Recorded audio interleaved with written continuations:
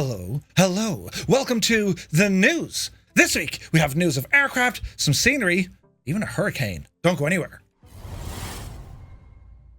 So I am joined once again by your man over there who wears a hat. It's GibboIreland. Gibbo, how are you?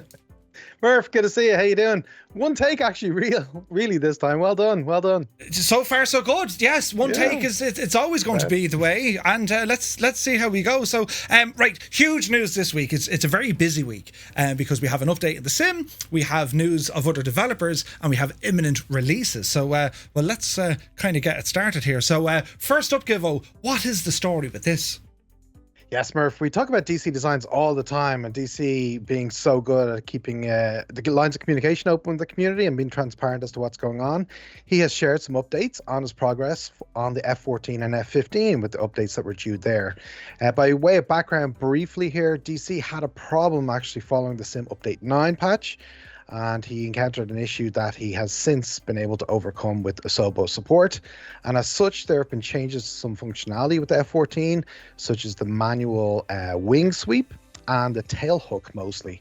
It's interesting actually what he's done there with the wing sweep. For that to show in multiplayer, he's actually linked it to the logo lights, because that seems to actually mean that you'll see it in multiplayer. So that's an interesting little workaround.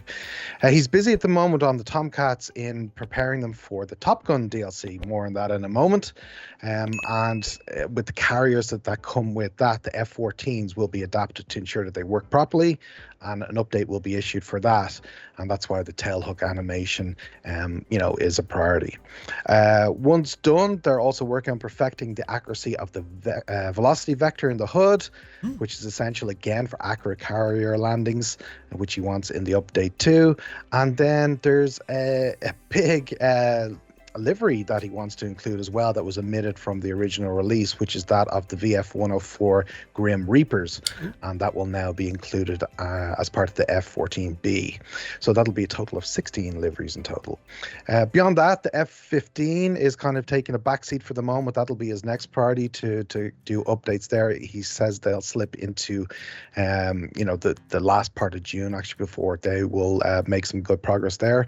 And then finally, the update from DC is that thereafter, he will go full-time on the AV-8B Harrier 2 project and show us progress updates on that. Again, that's due for a summer project, so probably late summer is when we might see that.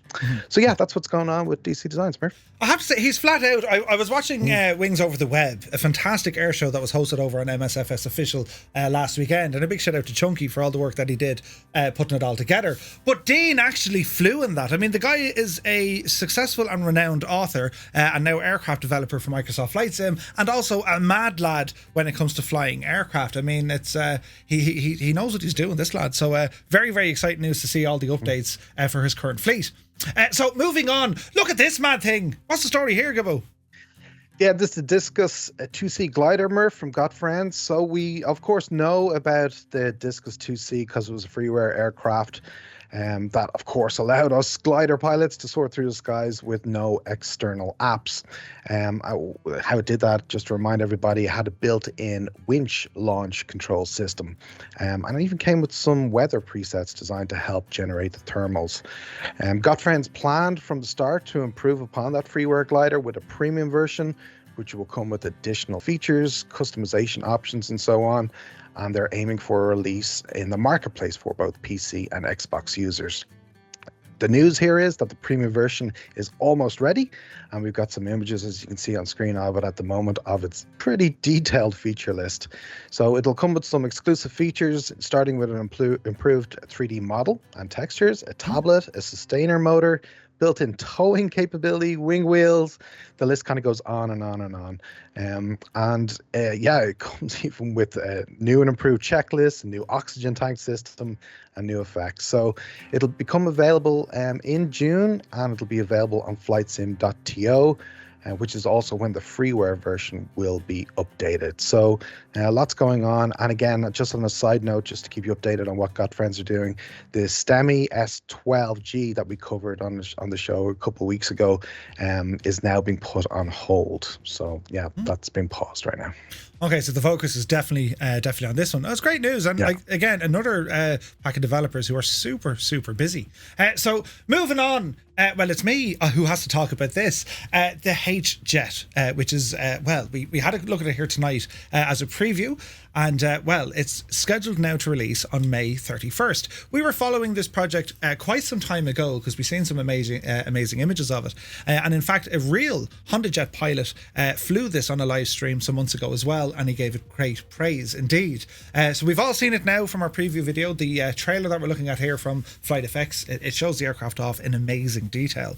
And the good news is it's going to be released on the official Microsoft Flight Sim marketplace, for which it will be available for both the PC and Xbox user, and the price is coming in there at $24.99. This is super exciting. So we gave it a first look preview tonight. The Flying Fabio is going to be checking this out next Monday over on his channel, and he's going to take it for a test flight, and then on the 31st of May we should have a total release. With the aircraft itself, it's beyond it goes beyond just looking incredible.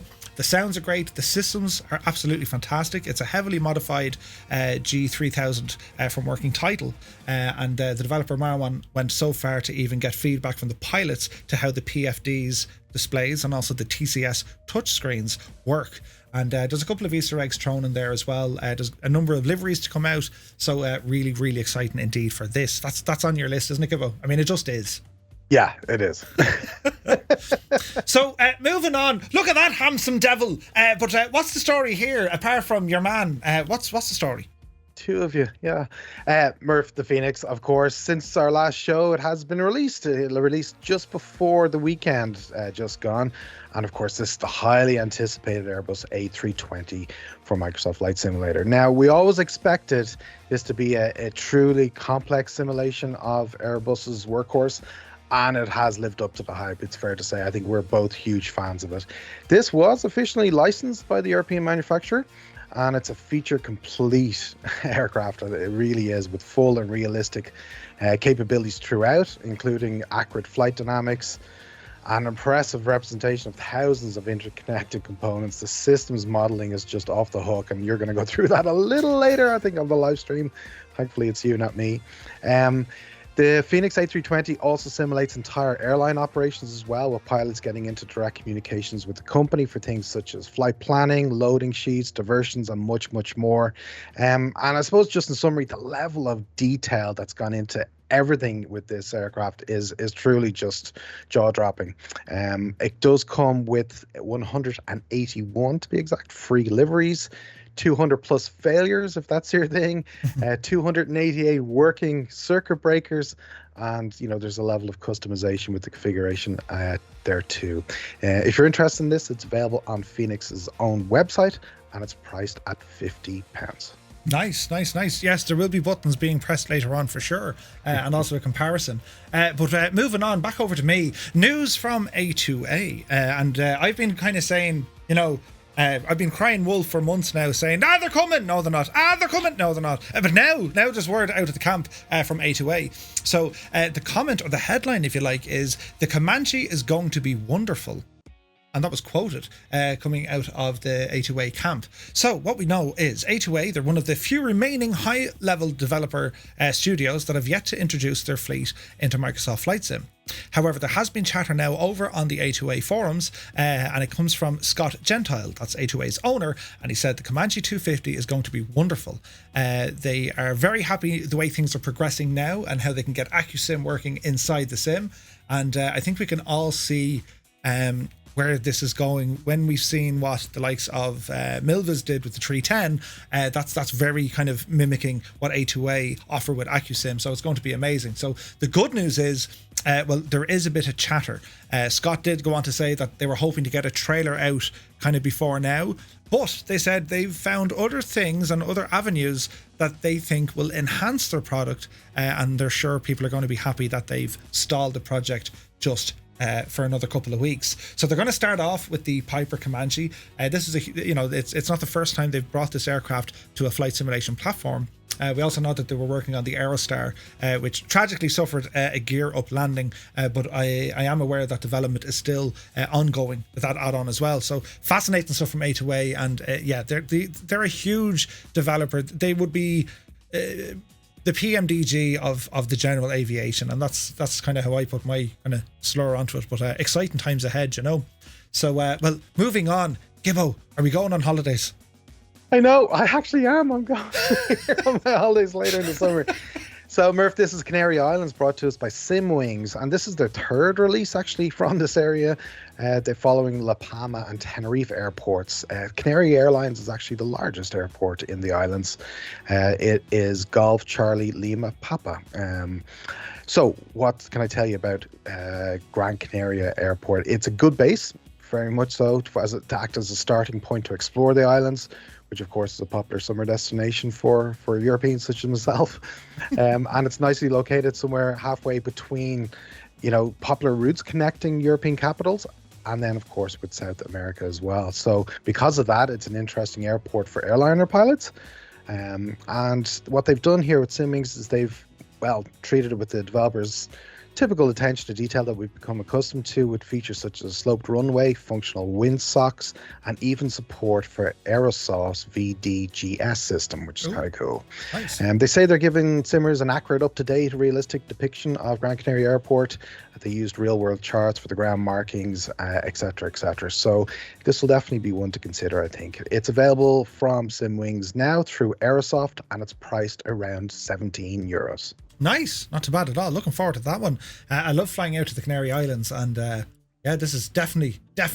I'm on me holidays. But speaking of holidays, you go there, I'll go here, because I found a pontoon, Gibbo, right, out in the Great Barrier Reef. This add-on from AUC, it's called Reef World, and it was just released the past few days for Microsoft Flight Sim. AUC, who we know makes some stunning third party. They are a third party developer. They make some stunning scenery for Microsoft Flight Simulator. So Reef World, it's a pontoon located in Hardy Reef, which is about 40 nautical miles offshore, and it's in the heart of the Great Barrier Reef. It offers visitors the opportunity to experience the reef and its wonders in perfect surroundings. We can also do the same now within Microsoft Flight Sim with a helicopter or a seaplane. They've recreated the whole pontoon itself, the stunning heart of the reef. It is only accessible by helicopter or indeed your float plane to get it in there. So it's ideal to see more and more sceneries coming out for the choppers. And we're so close to Microsoft officially supporting helicopters, which is great.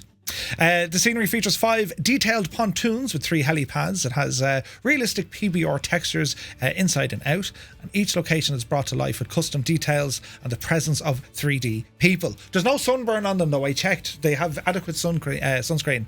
But it is available directly from AUC. It's priced at $13 Australian, or about €8.95. It's pretty cool looking because, well, it's a unique holiday destination, and if you want to go off and explore the reef, which is in great detail since the Australian update, world update for Microsoft Flight Sim, that one should definitely be on your list.